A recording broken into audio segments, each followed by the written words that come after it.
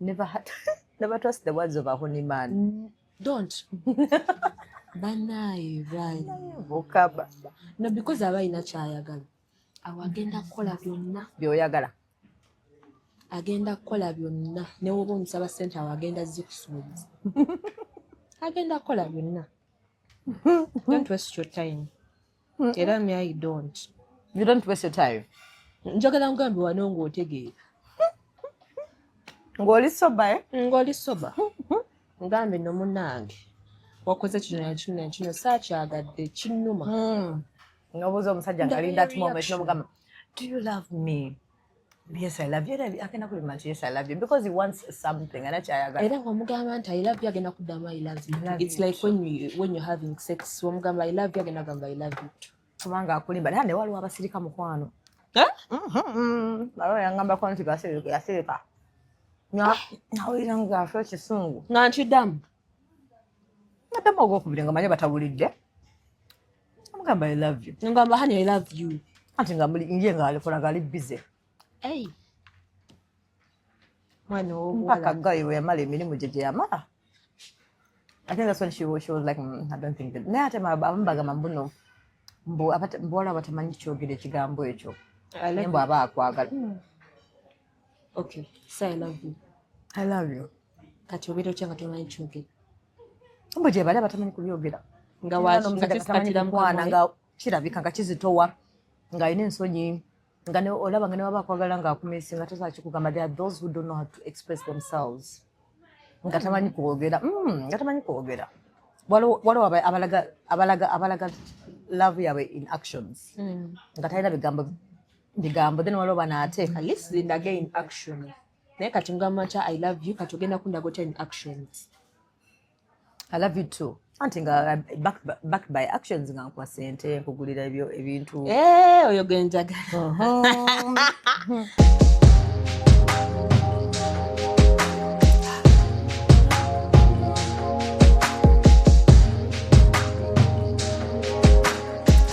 Have you ever realized that there is a breast without nipple?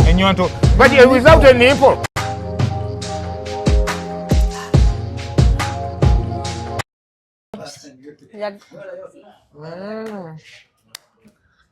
Hale. Otaddeko. Otagamba naaseerera. Nogeya. Nzokimanyi buli kaseera. Omwa gwange tegwe. Doreen onyumye. Really? You love this look, yeah? Yes, so much. Yes, I love the casual smart situation. Kati nze kati oyambadde black nze ndabisenga omukadde. Why? Black wabakadde wabato? Wabato towaza oba oli munene nakozaamu. Olina engeri gy'okozeka wato ate ennaku zino onyirira. Doreen looks good, my dear. I don't know. Like those things that they say, right? They say don't look your problems. Kakati, those things, you know, they used to say, smile when you fall in love, you glow. I'm not in love. Hi. I'm not in love. I have no man. I'm alone, but I feel good. That's why since no kunyirira. Since no kunyirira nga. When the relationship went nyirira. Nyirira. Chaba bagamba era bwe bango mayimu no bakuchayi. Nyirira. Ati ex kimulume. Ogenda kwanga akomyawo obugulu. Baba abaaki. Tozunza obugulu. Let me tell you, Doreen kano kalango tozunza obugulu. Tozunza. Ndagamba ndi celebrate ready. Tuwezeze emyezi emeka ena. Nakunya myezi ena. Bataddeko wali how been engeza neteka ku post. Meet Doreen as rather virgin. Never work at the comment section. There are different types of virginities, right? Simanyi. Primary, secondary, bichi. Kati akaze ku primary virginity. Yoche. Ndudde. Secondary yeyo omuntu nga mukulu nnyo nga naye aludde. Mbwe ndowooza. Ndi ku secondary. Ndi ku secondary. ngosese deka azifole mukulu nnyo yo mpaka okay make things too funny kaza mukwano gwo mbusimanya yagambye abasajja ku lunaku lwa Valentine gwenda banga azunga n'ebimuli ebya red ku lunaku lwa Valentine gwenda bayina mbunga mbone banga babikuwadde ng'ogenda kubiddeliveringa mbajja tomatomera n'emmotoka ye ya silver nabaga emmotoka yange ya silver nyambatomera bannange bano boolaba bebe mutuyanira yabasiima waddeyo omusajja atuba weewoze sente oguze ebimuli, you've been thoughtful, oguze chocolate n'omutwalira nga kumbe kuliko line mutima nengamba what's wrong with competition now Mickey is a boy, so I think he's talking to fellow boys and for us we are having men husbands, so Mickey is talking to fellow boys bwebo obuzibu abali below 25 awo abali below 25 n'ekirala ekizibu kye ndabye ku media abantu sijja bumanyi bannamasaka era kimwagesiza ku bannamasaka yubipa abalabye sente obukulu bitandeka ifo abana olaba bavubuka abalabye sente obukulu I don't know naye balina endowooza eyaabwe like, you don't know what love means. Don't spend on a woman bibaberamu. Let me tell you, Doreen, abasajja baspendinga ku bakyala be baagala. Men nga kwagala they spend. Tell gwe batagenda kukyawa. Eyo international cake. Buli omu agenda kulya temupapa. Tutegeeza bino byogamuno mpaka forever tebiriyo. Tebiriyo bajja kukyawa. Oyo mutuuka forever era omu ajja kufa ojja sigalawo wekofu n'omulala. So it's nothing like forever nyo but abasajja gye bali abagenda okuba bakyala baabwe ebimuli oba ba girlfriend baabwe abasajja gye bali abaagala I think kiva ne ku muntu nga mugabi nga si mukopi kubanga olaba abantu abalina I think Mickey olabika yes ofunye sente naye okyalimu obukopi buli heartbreak asi heartbreak kati bukopi kati bukopi bagamba once beaten twice shy so kati muli agamba tunaabeera ku ekyo tebankola ate ye kyeyamukola omuzaalamu omwana wa revenge kirungi Mickey wekituuse kati bukopi my dear kasita mukwano gwo muneesootinga jamunnyonnyola seeredde buseerezi munjamunnyonnyola seeredde naye baddago no but nze dde abaana ku social media omukazi tomuwa bimuli era omukazi abasajja bagenda kuba bakyala baabwe ebimuli be baagala nga bw'oyogedde bu boys buno just because you don't want to spend oba mukyala wo toyagala muwa bimuli tekitegeeza nti n'abalala tebaagala mukwano tugenda kufuna ebimuli ate tugenda kwambala matching outfit oh yes red tugenda kubalumya oh yes waliwo yakusabyeyo kabbi my Valentine tewali yadde okujjako kanaku zino bwe bansikolinga ku TikTok ndabanya akayimba kano Valentine is coming where is your boyfriend nga bakyekyo kituufu this is the time there is no one okimanyi abasajja tebagala nnyo kukwana towards the bwe bategenda nti no it's Valentine's period tebagala kukwana as I've noticed nti tewali yakwanyeko nothing okujjako era nange mubuze abuzeeyo amanyi kikangenda ku date tonesigulirako by the way kubanga first beat bulijjo jjangu obukoyoko buli eno eyebrows leero bakonyeko nakyo first beat yes sambe basajja kyabudduka tekyabasaba bintu bingi ebya Valentine some of us we are considerate yes olaba nze kale ku Valentine I don't want flowers you give me money kansubira okitegedde give me money my secret box give me money why don't you want flowers money is also a gesture of love yeah I know nandigambye kando naye ero inagigula kunze n'ogimpa kuba n'ogigula ewala sijja gisima yes I'll be like nga chosen Becky wakala kabije kwa chosen Becky bamusabye will you be my Valentine bamuleetera ebimuli nga biriko sente ne chibeya one surprise wagitegedde. So why did you be like Olishiwo nti yagitegedde. yagitegedde How? yagenze Chogambe n'akola makeup ewa CJs n'agamba ngu awami wange ngambye nkere ku dduuka ne ngamba kanzije nteeko ka makeup ngende ku dduuka n'atuuka na leeti. So you mean tewategedde surprise n'okola makeup nga tolina gy'olaga bulijjo w'ogenda ku dduuka tobeera na makeup. Ku luno wakoze makeup dduuka mwakaliggulawo ennaku bbiri bwe mwaligulawo walina makeup zinene ennaku endala tewalina makeup.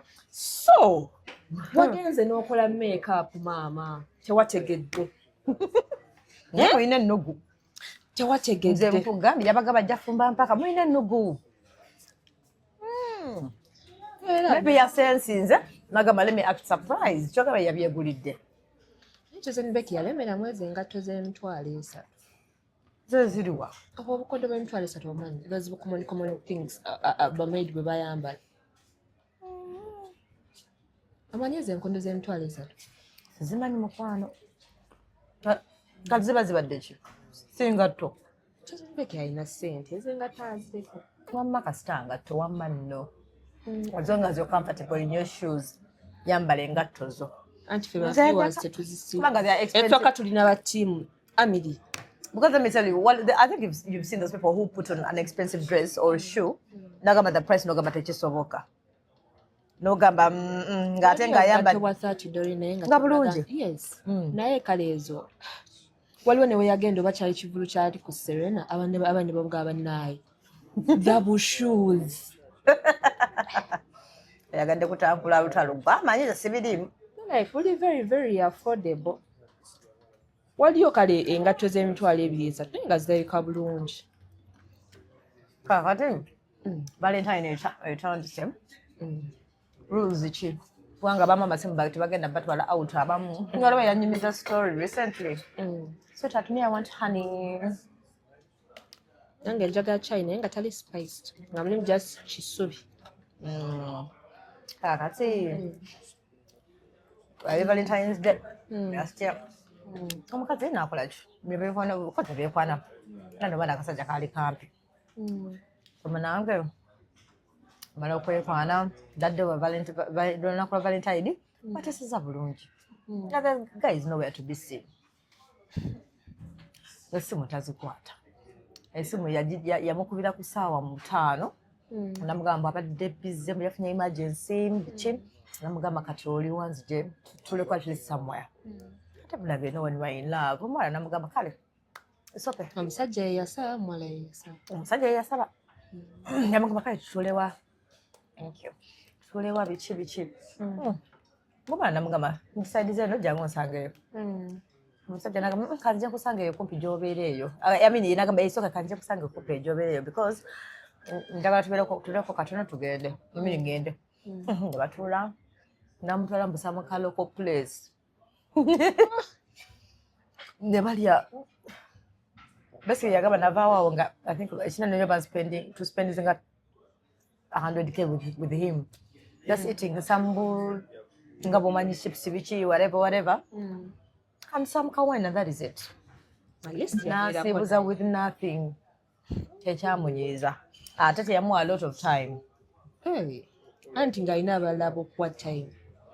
Ngama ndowooza time esinga yajiwa omuntu gwasinga okwagala. Era the next day ne bayomba. They will surprise you. Because era if you notice nawe for 2 hours buli obudde agenda asoma ebyo omuntu amu obudde asoma. Benabeera nawe. Naye ng'akimanyi nti no esiimu we budde ajja kunyiga. Ate ng'ayagala ku keeping around naye ate alina n'omuntu lw'ayagala okubeera naye. Oba oli awo amusanyusa. Okusinga ggwe. Nga gw'oli wali just. So this Valentine tokaka musajja kukuwa ebimuli bya Valentine. Tokaka musajja. Actually don't give them a reminder. Wala basajja nga beerabira nga bali too busy. Sweetney naye is too busy kubanga buli was calling ku simu we bati kati olaba Valentine. Okay ne oba weerabide that very day. Ogenda kulaba like status z'abantu.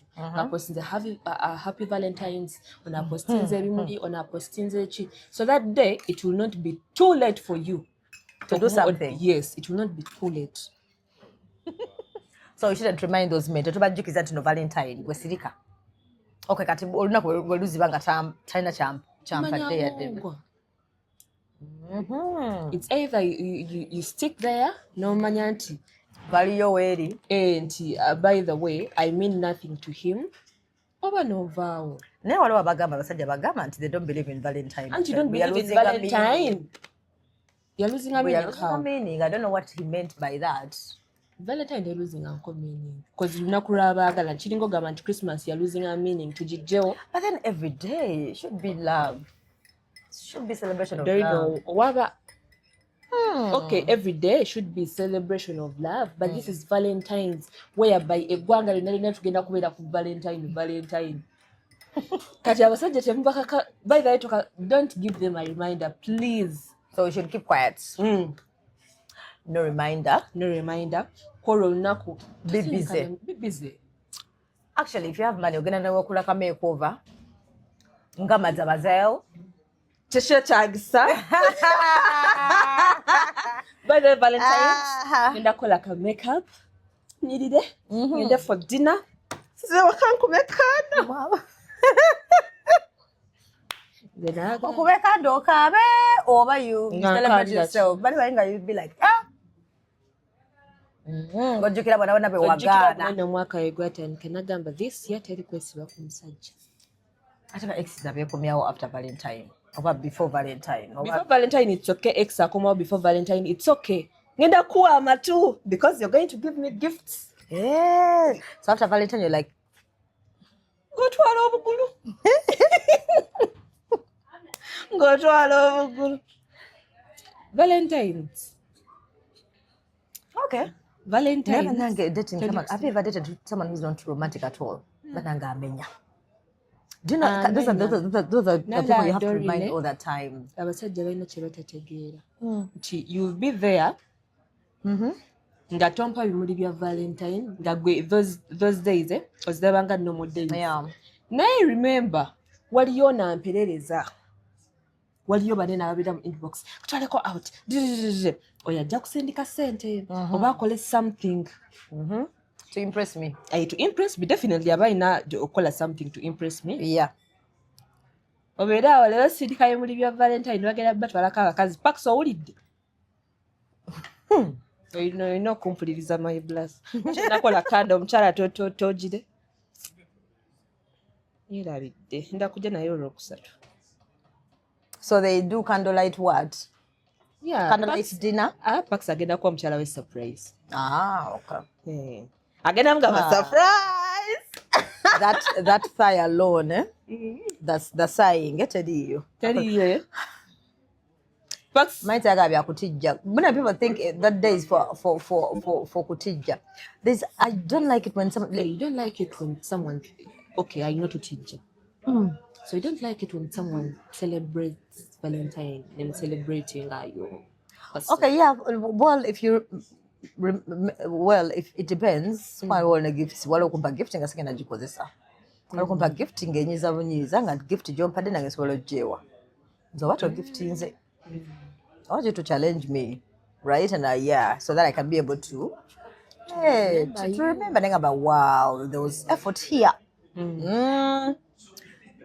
If you call me at least on that day and you make me feel special, I'm good. I go with that. If you're not busy, of course, after talking, you have to give me some money. Some money to take myself, I don't know where, over out, over do a makeover, over massage alone. The next, not that day. What the sent and never made a go nebamuwane sente. Koja kabaya gamno ekirabiseza relationships ne n'obufumbe nakuzondera fa abakazi kuside yaffe tulondoola nnyo. So when you kitegeera mbu keep quiet, mbu stay in your lane. Mbu you keep quiet osirika.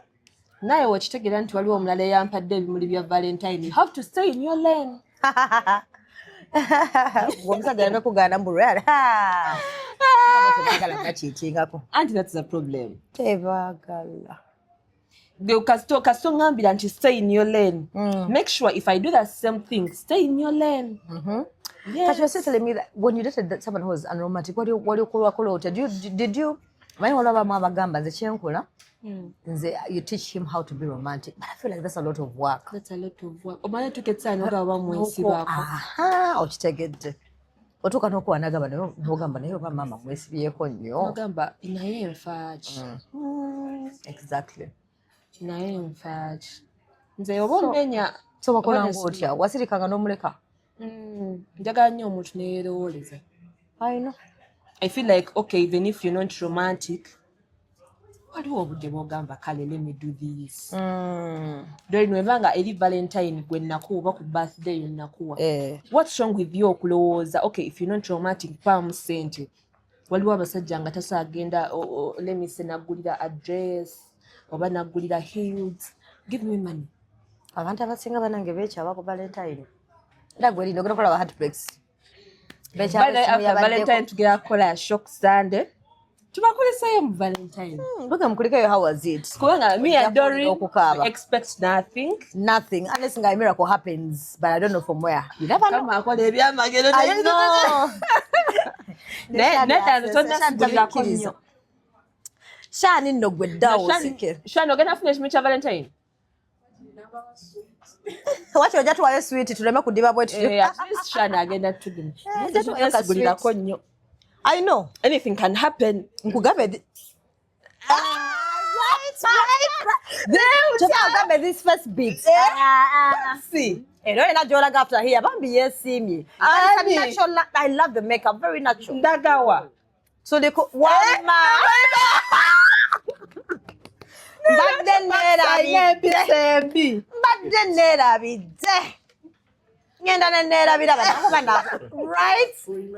But I see the information. Perhaps you know information.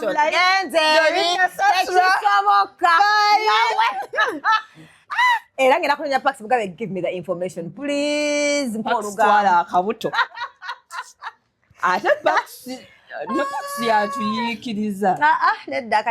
what if I'm going somewhere? I should think about myself alone.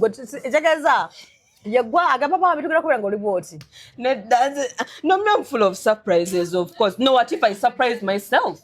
Which is okay, there still. At least there is someone. Who? What Apax and Gabagana Kunyumiza?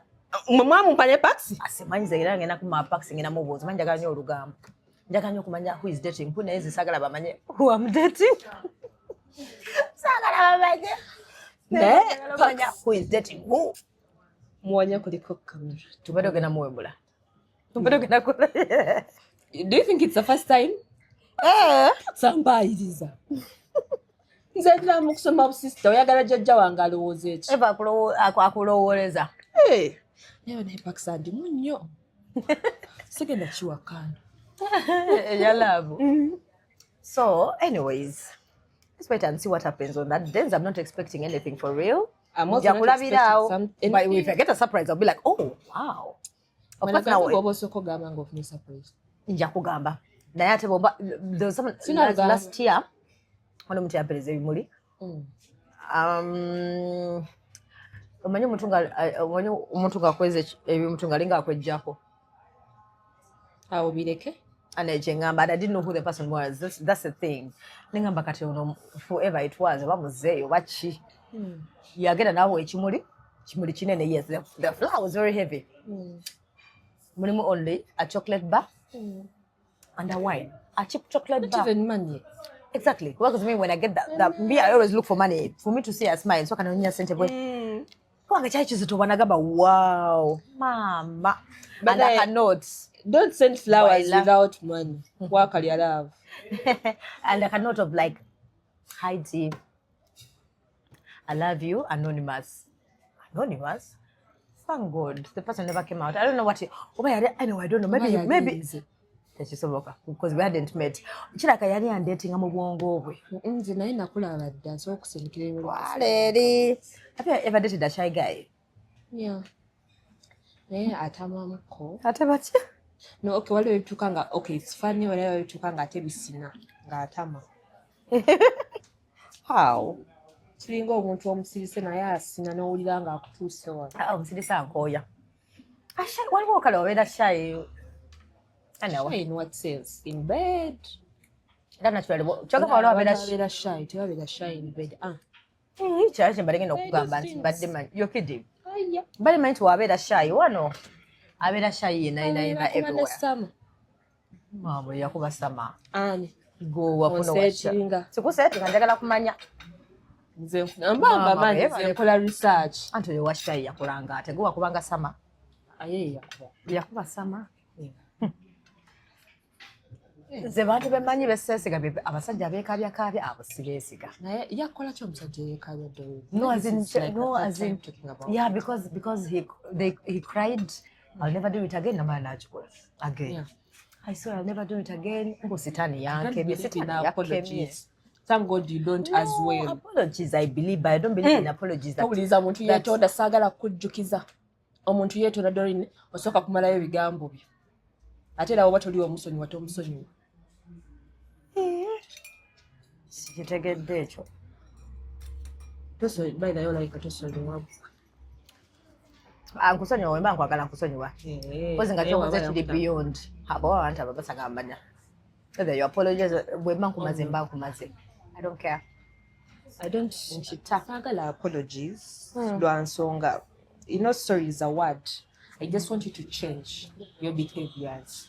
Sagala ngambe, I'm sorry today, ochiddemu enkya.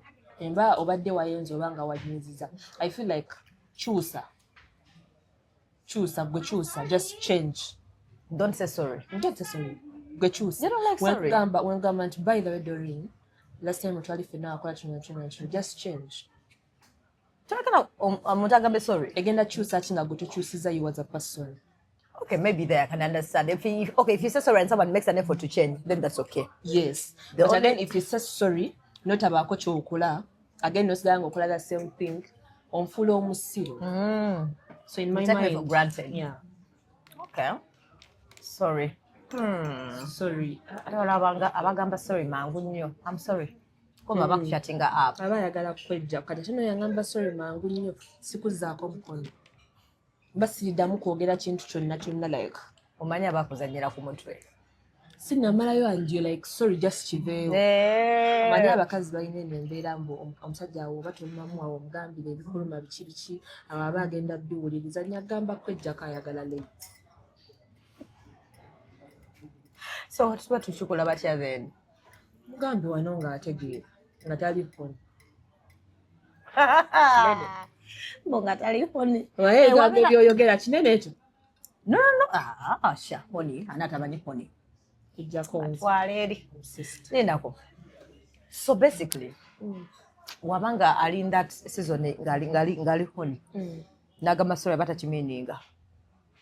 So itegeza never trust. Never trust the words of a honey man. Don't. Banai, right. Vokaba. No, because abaina kyayagala. Awagenda kukola byonna. Byoyagala. Agenda kukola byonna. Ne woba omusaba ssente awagenda zikusuubiza. Agenda kukola byonna. Don't waste your time. Era me I don't. You don't waste your time. Njagala ngambi wano ng'otegeera. Ng'oli soba Ng'oli soba. Ngambe no munnange. Wakoze kino saakyagadde kinnuma. Ngabuuza omusajja ng'ali that moment n'omugamba, do you love me? Yes, I love you. Agenda kulima nti yes, I love you because he wants something. Era kyayagala. Era wamugamba nti I love you agenda kuddamu I love you. It's like when you're having sex. Wamugamba I love you agenda gamba I love you. Kubanga akulimba. Naye ne waliwo abasirika mukwano. Balo yangamba kwa nti gasirika. Nawulira ng'afa ekisungu. Nga nkiddamu. Naddamu ogwokubiri nga manye batawulidde. Amugamba I love you. Ngamba honey I love you. Anti nga ye ng'alikola ali busy. Hey. Mwana mpaka gayi we yamala emirimu gye yamala. I think that's when she was like, I don't think that. Naye ate Mbaga mambuno. Mbuwala batamanyi kyogera ekigambo ekyo. Mbu aba akwagala. Okay, say I love you. I love you. Kati obeera otya nga tomanyi kyogera. Mbu gye bali abatamanyi kubyogera. Nga watamanyi kukwana nga kirabika nga kizitowa. Nga alina ensonyi. nga ne olaba nga ne waba akwagala ng'akumisi nga tosobola kikugamba. There are those who don't know how to express themselves. Nga tamanyi kwogera. Nga tamanyi kwogera. Waliwo abalaga love yaabwe in actions. Nga talina bigambo. Then waliwo banaate. At least zindaga in action. Naye kati ngamba nti I love you kati ogenda kundagota in actions. I love you too. Anti nga backed by actions nga nkuwa sente nkugulira ebintu. Oyo genjagala. Yes, genjagala. Ngamba I love you, you give me money. Then waliwo we nga toddamu I love you too, just then waliwo we bigambo. Ebigambo bituga. Ebigambo bikeeta. Anti oyinza okubeera ku simu nekubabuukirira nawuliriza ebigambo. Era nkwagala nnyo. Era ate abo abasajja balina ebigambo. Omuntu w'ebigambo ate omuntu w'ebigambo takuwa ssente. Ebintu bibiri tebibeera mu kifo kimu. Ate nali mbaddeko mu relationship bayira. Ngoli akussa bigambo. Nzisa bigambo. Naye nga essuubi lyange liri mwoyo. But it was a situation bane nga mwagala. I didn't know nti nsobola n'ogivaamu. Nali mwagala nnyo. Naye nga ku kigambo kwe tutava. And omusaba even 50,000. Nga otakuddamu for some like 1 week ng'abula. Mama. Ng'akomawo. So the guy Kamutandikira bwe mwakoma luli. Etsoka yanimba nti si mufumbo. Kumbe mufumbo nga ndaba every Thursday. Can you imagine ng'omuntu yakolera timetable? Every Thursday. What time? Kiro. Nga wazaagamba kulaba saawa zino for how long? Nga nkime waka ssaawa emu ngaawo emu kitundu nankumyayo waka ssaawa 67. Nembira mu relationship. Naye nga bw'abeera around you, does he receive phone calls? Oba? Ngesimye no, te receiving a phone call. Kiraka yali mu flight mode. Ngate ebeera nanvuunike. Ezo ze signs ezo. Nnyo. Nga wembeera nga mbuze ekintu ng'anyiga nga tesaagala anyige. The guy was tall. Akabuto. Yali nga inako koka weight kasimutini. I love that guy, oh my god. Nga akussa bigambo. Nga gamba we only meet on Thursday. So what happens on after Thursdays? What happens? Like no phone calls, no communication, oba yakukubira. Awo nga communicating amukondoza nga ku Monday weekend communicating. Kati bategeeza nti mufumba awo after. Nalaba ekifaananyi ku simu ng'aliko n'omukyala. Empozi yagifunikanga most times or something kwantu oba kukyala. Imagine. Now even though olunaku lwe baagenda okukyala nali naye that night ndowooza nga omukyala ali eri mu kasikine n'abafamile ye. Nali naye that night nangamba bagenda ne oba wa mukwano Jeffo oba kuhingirwa oba ki. Kumbe bagenda kwanjula. Afuna mu westerner person. Ne bagenda okuhingira embarara. So yali nawe today. Ngenkeera agenda kutravelinga kuhingira. No. Aha yali nange tudde paka ku macha. Nasiibona bulungi. Nakugamba nti tugeze ne mikwano baffe tulina emikolo. Olunaku lukarokayo yampaako ssente. Yali mitwalo 2.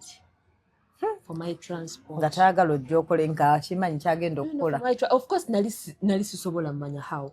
Nabimanya nga wayiseewo ebbanga ne nga so this guy. So it's like you were close to his friends. Yeah, the fact that he was Jenna nga tumaze banga. So wali social media no just never meeting awo mu bbala. So ayira ku social media.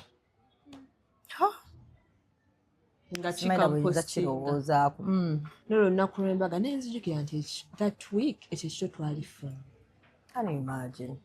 Ngamba abaffe. You know men yeah. Kikubuze. Kyemade ndokogera kiyinza obbi kinene naye yoga inali mwagala.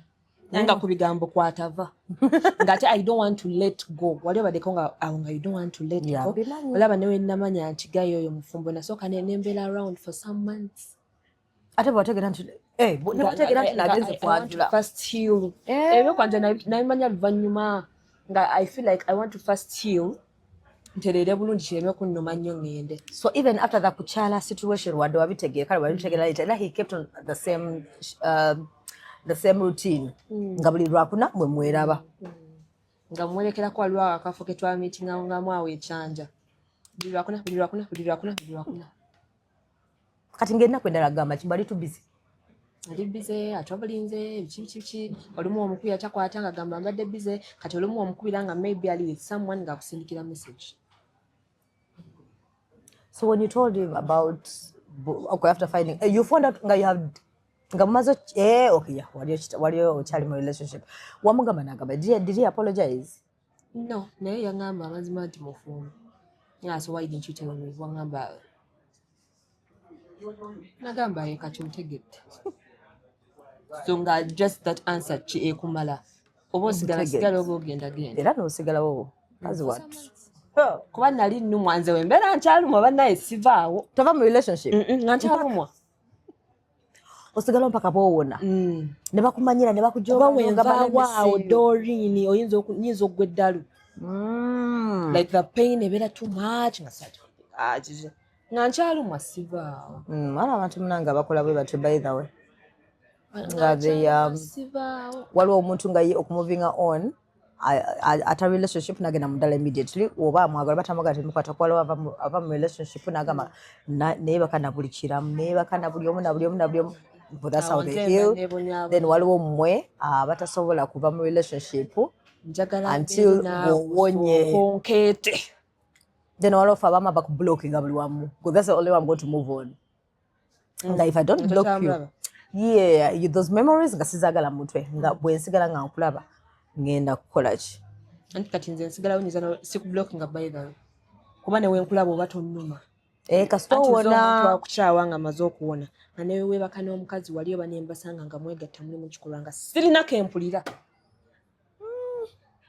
nga you don't care. Anyway zijjukidde wama watunyumizako that story one time.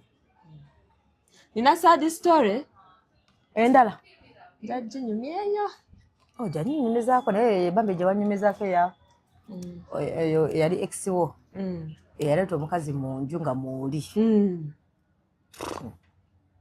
nakuyita nako ng'oli mu ddiiro awo wonna mba nkyawona newe musanga n'omukazi nga they are having sex nagenda mu kisenge ng'ekimanya agenda kusleepinga over gwe n'osogera mu ddiiro ng'olaba TV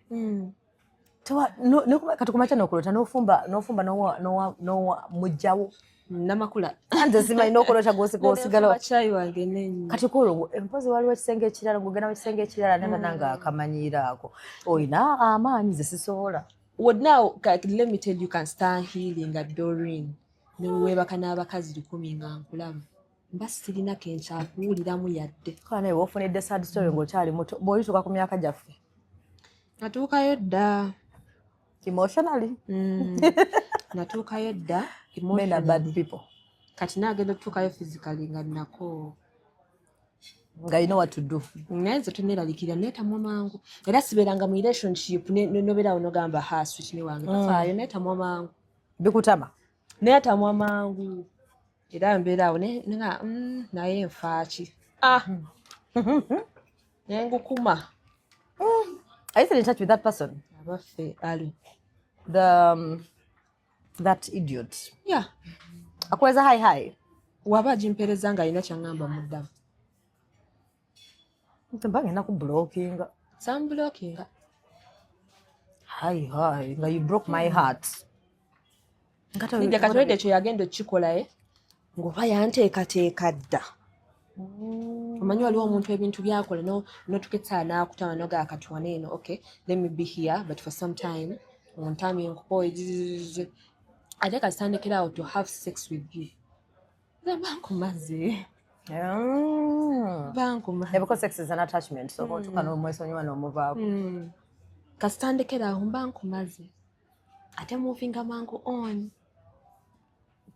Gwe wumba ntedde. Chali okawedde mwana. Nyamutrust kawedde. Mwali njamuteeka mwedda. Bankumaze mpulira. Nkowadde ebyaddala. Tanda mukabo magula tugunjogeze ebintu eby'ekiseera. Era wandiseerera. Nkulaba kasita we smile. I know right? Naye nyongera okujjukiza nti tuli ku camera. Ekituufu.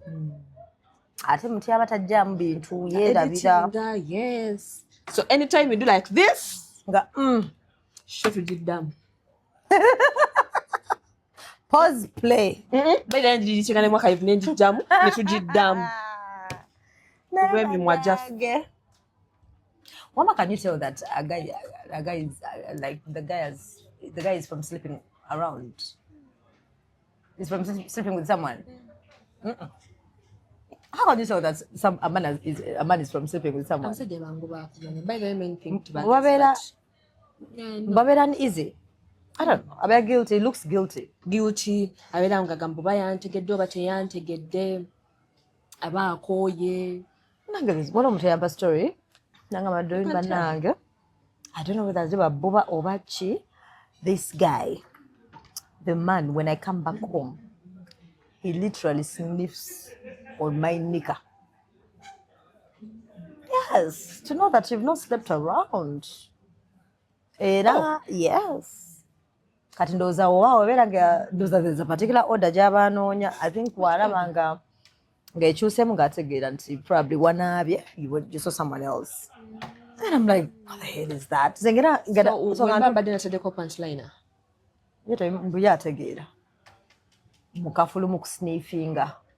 Oh, yes. Kukapya. So I can tell nengamba, that's being insecure. Ngani ntuke wakanga ngamba kati influencer yakani nakujamu maine ka first sniff. Okay, that means you didn't. Oh God, have mercy. Awo ngobo malakende. Many of the people who are so insecure. I'm gonna say generally ku TikTok ngo mwana agamba mbu of ali wa guy yeta mwagala nyu as such but agamba let them move in together. Ni yakwat yagero yali yechwankula bayi tunanya nonya nnyo bannange. So yali yechwankula agenda okusanga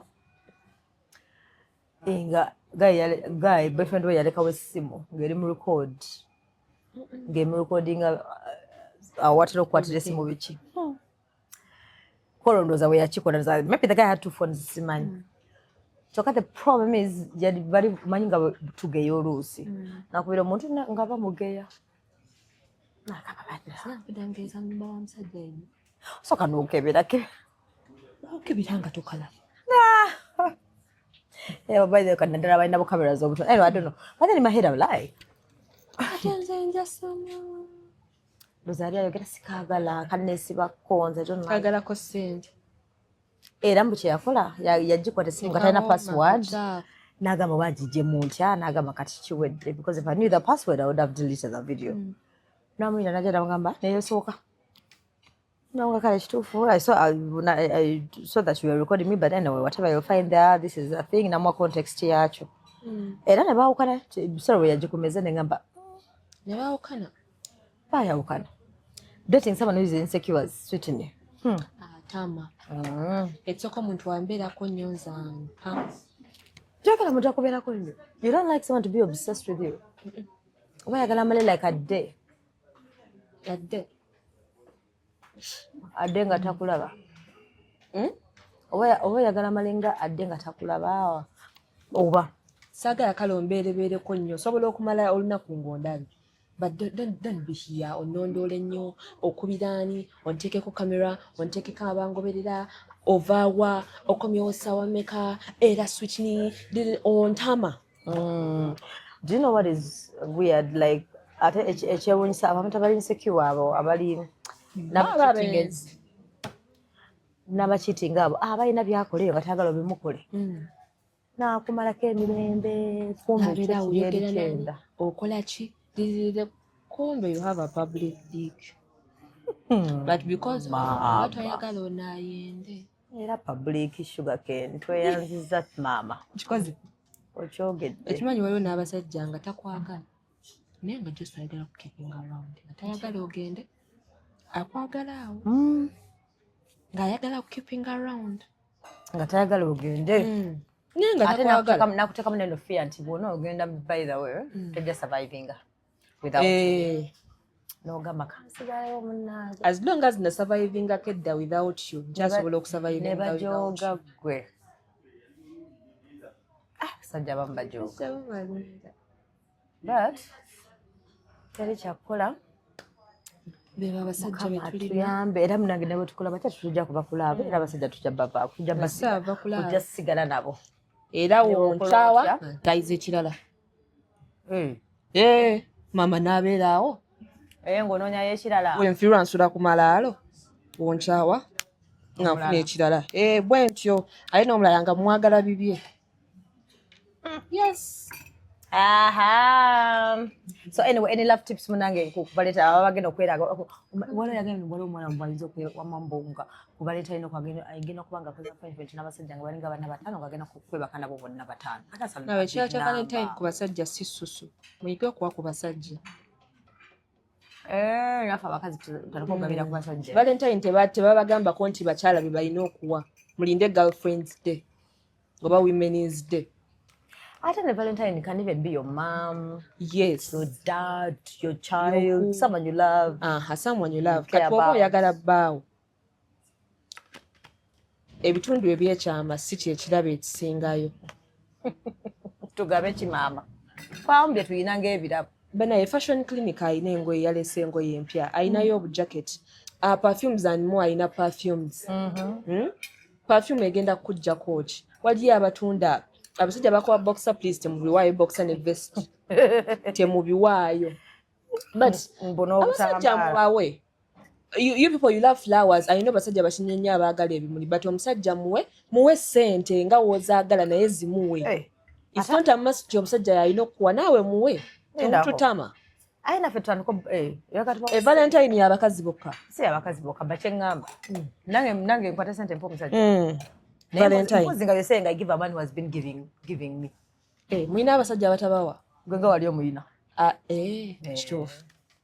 But that was before. But now you know better. Kati je bali abali before you. Mujivaye muba honey. A man has to give you money. Osagera. Sajja abatakuwa. By the way omusajja wakusaba suso musabe ssente. Don't be shy. Omusajja wakusaba susu musabe ssente naye tabadde shy nga akusaba susu. Wakusaba susu musabe ssente. Kubaga abasajja ne mbakwasa ekisa agenda kukwenda kagenda kufuna omulala tagenda kuliwa. Yes, because wakusaba susu musabe ssente tulina budde. Okweta malaya be bamanyi kubanga bagamba buli omu wajjana kwa omusajja mugambire njagala ssente. Asigala labo oba asigala oba agende tunabeerako olwo. No bagamba ssente mekazi oyagala waliwo yeekaza nakwe emitwalo 2 ogumu. So you know where that specific as well. You can't tell you I didn't say pocket change, I said money. It doesn't even when someone comes in my inbox and I say, "No one ever I say, "Namakuza business over." I just like you, you want me to give you my number? Money first. Give me money. 1M plus. If you can send it, then I will give you my number. And then you start, I block you that very day. That very time. I don't waste time. Yes. Kubanga nkugambye clearly banta wanya banagiteka. You can look in inbox nonga mane people mu abati oli nabeera nga lwali hi. Hey, how are you? I love you. Yedda munno. I miss you. I want you to be my husband. I want you to be my wife. Waliwo yankwanye mabega kao. Nangamba kati oyagala emikolo gibeerewa. Yabadde red flag era kyova naku blockinze kyova n'amasimu go saga kutte after the date yakyanguize ekyemikolo like twamazeeko date nga literally twogera ku mikolo ne mulaga nti by the way sikyagala n'okiremerako anti babanya bala baagala emikolo ani agikusabye like tell me something developmental, right? Date yagenze okugwa ne ngamba ono obwongo talina. Mwabongo taina. No. By the way, also look for brains. Right? Yeah, by the way, if I'm looking for a man as well, brains matter. Because man, natural. I mean, that very date, first date, cutters. I mean, into say waka. As a man, can't make it but first day as a man you're pursuing me. Show some cutters. When I go to several, are you okay? Nayo omuntu nava ku date notasindika yadde message olinga ayamba nze fax osindika message nga okudde ku date ena abagala fax line ennaku abagala fax balina ennaku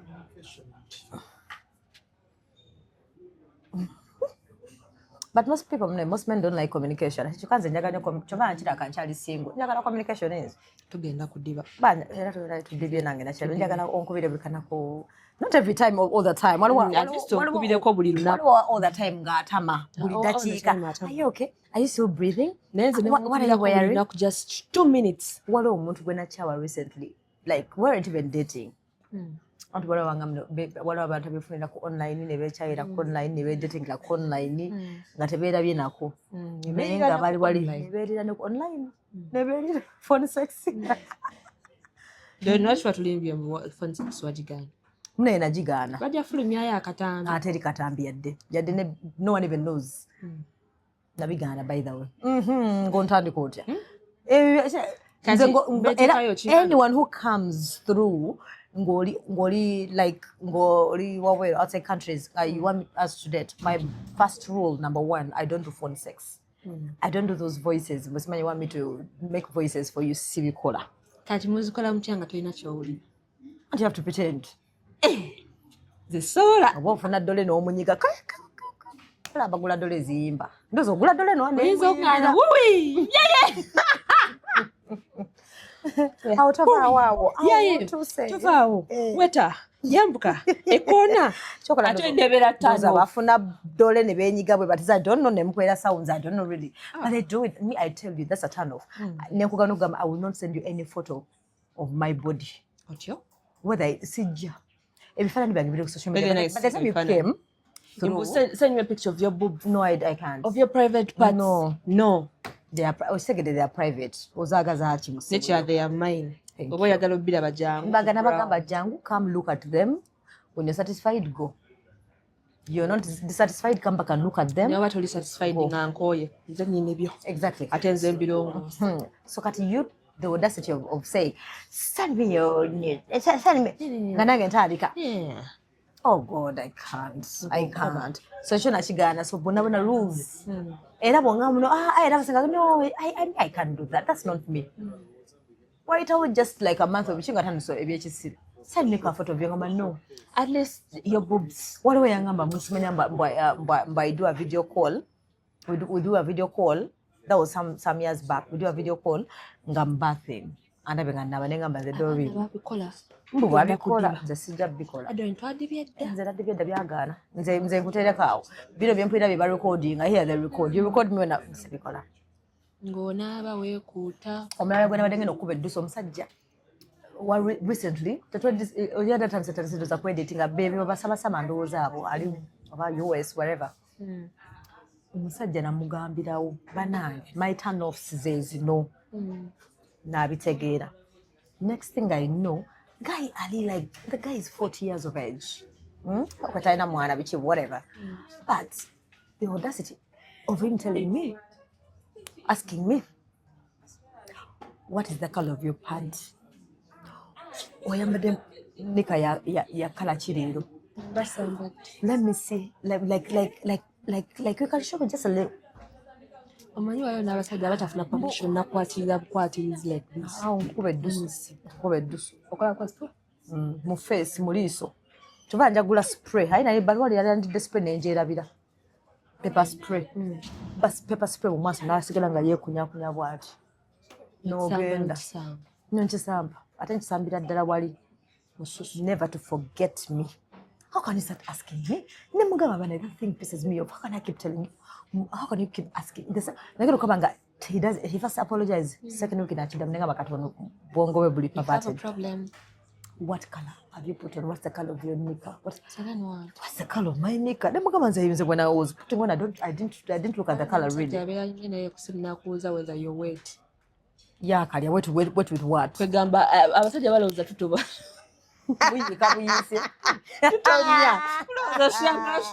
Ndoza muta yanti wala wangaba mbubayi wa amazi ndoza yaba amanyi mfunye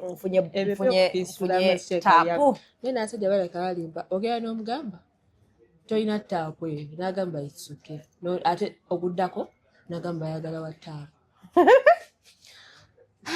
n'omubuuza nsonga n'agamba nti n'adde njagala kugali agakola n'omugamba agenda ku borehole oba ku washing bay n'azunza obugulu batoleke.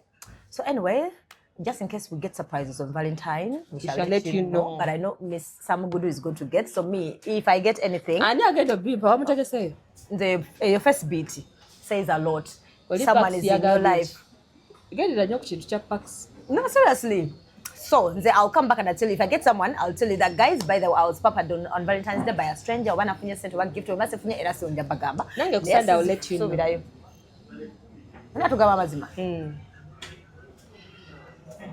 I don't wax yamas babaga man. What about puppies and boobs? No. Boobs is and girls chose be. That's just kind of comes up. I really got to get together. No tragane cleavage. Bulinyonga to traga cleavage. Ma. I don't go twafunye but. Neda. No, they are normal. Oh, please. No. Kati.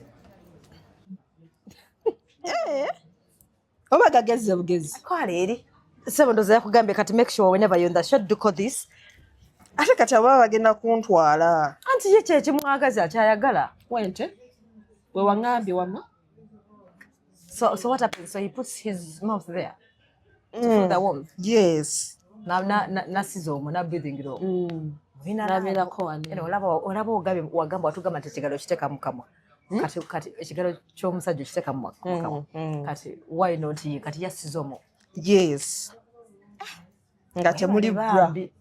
Era definitely temuna kubeeramu. Kakati olaba oyogedde kineeno. Akalega kabina wadde ngenda kajja mu kansi yedda. Olwasinga nakajjembe. Gandi badde gakomawo. Gakomeeno wansi. Badde mmanyi nti gakulukuta. Nga weriri weri. Darini. In your face. No. I said the governor boy got you. Said. Next time. Bapozinge. Ate baki bapozinga babirabe. Gasigala bwe gacho. I'll give you the money. So you're Dorin bring money. No, put it on your phone. Was it sika? Sika na zisika.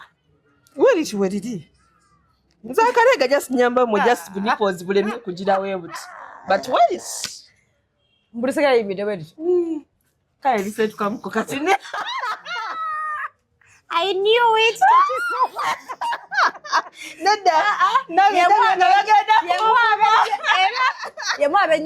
By the way, you know, like, but the city hangi kati njali jajja mukodi take wali.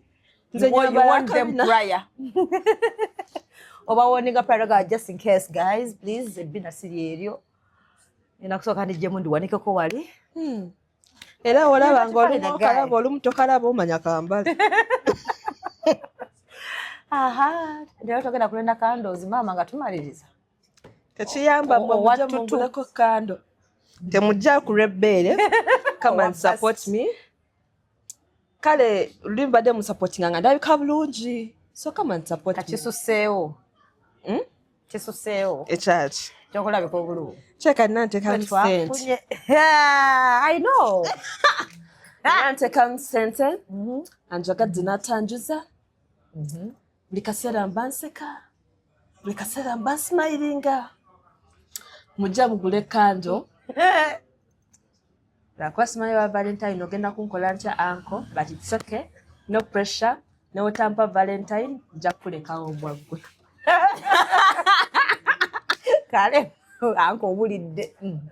Ako kasale. Okitegedde baksi. Relationship abazojuta. Ajo ajise. Lwaki omugambye I'm sorry ebadde AI. Choka mugule kando. Social media tukozesa Swiss candles. By the way, my candles are nice. Yeah, very nice. Waliwo is a massage in case you are massaging your partner. Yes. Waliwo aisho totya toja mocha. Waliwo ezigoba ensiri. Waliwo eziri scented just to they give you that aroma to change the moods. Right. Waliwo zoteka mufumiro ng'ofumba to give you that feel. Waliwo zoteka ng'onaaba. Tulina n'ebimuli bya kando. Yeah. Oh, nabirabako wabituwako. So my guys, so just in case you're looking for a gift this Valentine, candle, one of them. Very unique candles. Flower candles, actually. I'm going to flower candles. And you'll surprise your man. That is, right? Yes. Kale, mwebale. Bye bye.